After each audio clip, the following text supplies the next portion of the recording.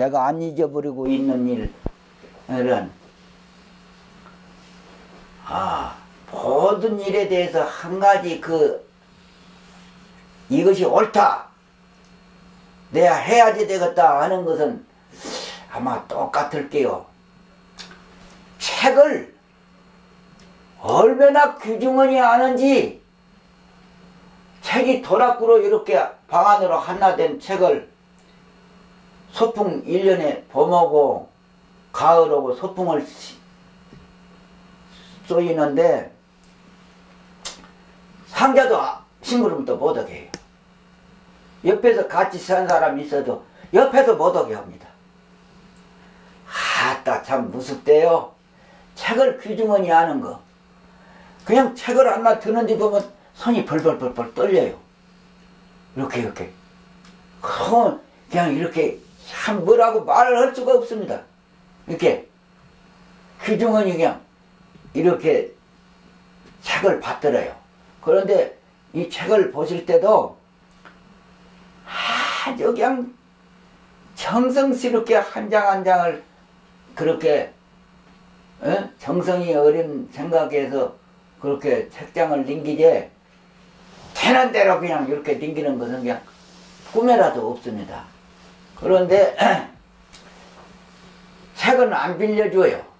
책을 안 빌려주는데, 이제 해적이라고 내 사제가 일찍이 죽었는데 폐평 들어서 이 사람이 우리 종단적인 차원에서 머리 좋다고 아주 이름난 소문난 사람입니다. 소문난 수자였었는데 해적이라고.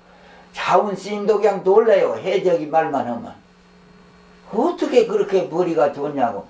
증도가 한 권을 빌려줬더니 그 이튿날 가져오더래요. 그래서 그걸 도보제 왜 가져왔냐. 다 외웠습니다. 그러더래요. 그 외워보라고. 그렇게 외더래요. 그냥 꼭 꾸미는 것 같으지. 그렇게 외는 데 대해서 천재입니다. 법방을 다 외워버려요. 법방을. 우리 스님이 그냥 막 해적이 그냥 손을 만져주고 그냥 머리를 씻어주면 뭐고 그래요. 돌아가신 스님이. 해적이 만나면 그냥 막 머리가 이렇게 좋은 사람인데, 그러고 인물 잘생기기로 할 말이 무슨 말이지만은 우리나라에서 아주 스님네들 중뿐 아니라 중에만 인물이 잘생긴 것이 아니라 이 천동이라고 말 들었습니다. 인간 세상 사람이 아니라고 그래. 하늘 사람이라고 말 들었어요. 정화불사 때 스님네들이 다 모이지 않아요? 노소를 막론하고 그 사람 얼굴 딱 대놓으면 그냥 이 사람이 아니대요. 얼마나 잘생겼던지 얼굴이.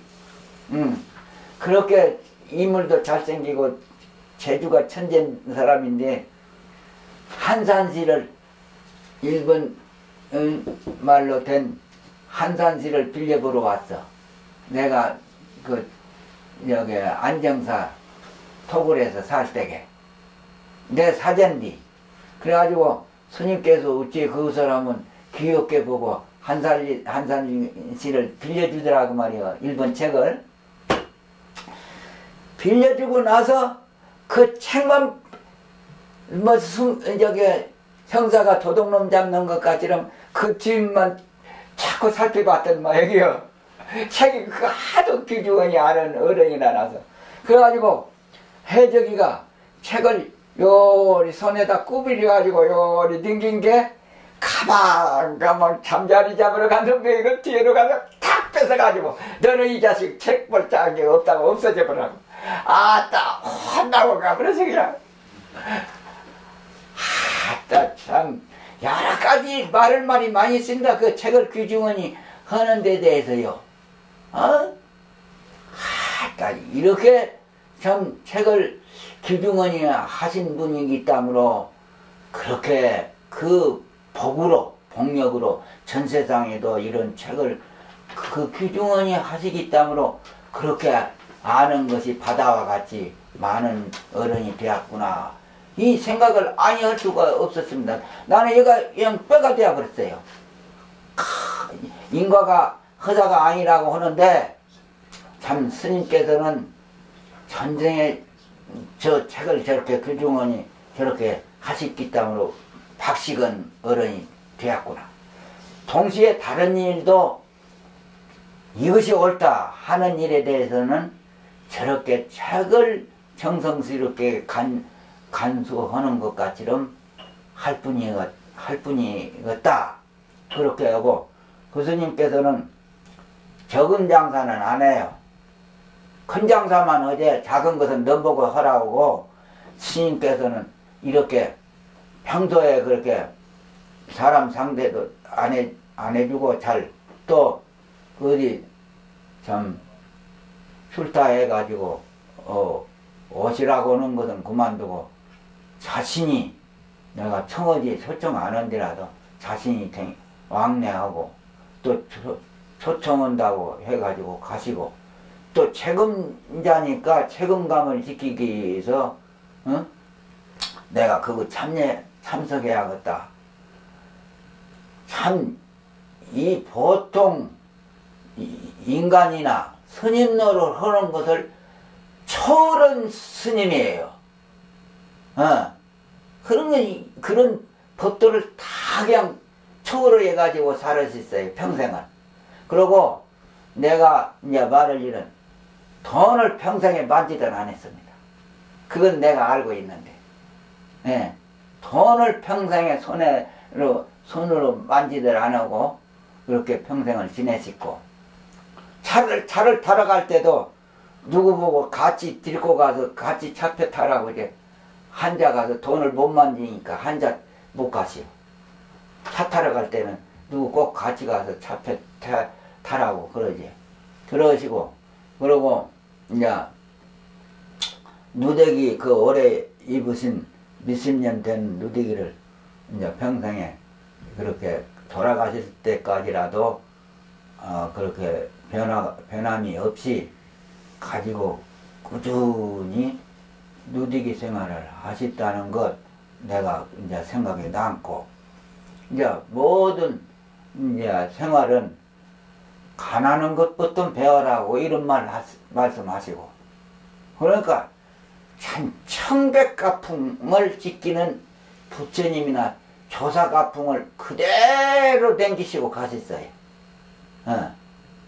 스님께서는 특별히 말하기가 입장이 곤란한데 이런 말은 이제 다른 스님네들이 무슨 청백한 스님도 있지만은 꼭 뭐 다른 스님네도 장기가 있는 스님은 있습니다. 있지만은 이렇게 여러모로 해서 모양새라도 형식적이라도 이렇게 조사가풍대로 이렇게 우리를 가르치고 가신 분은 참 우리나라에 드뭅니다. 무슨 다른 일은 안 하시거든요.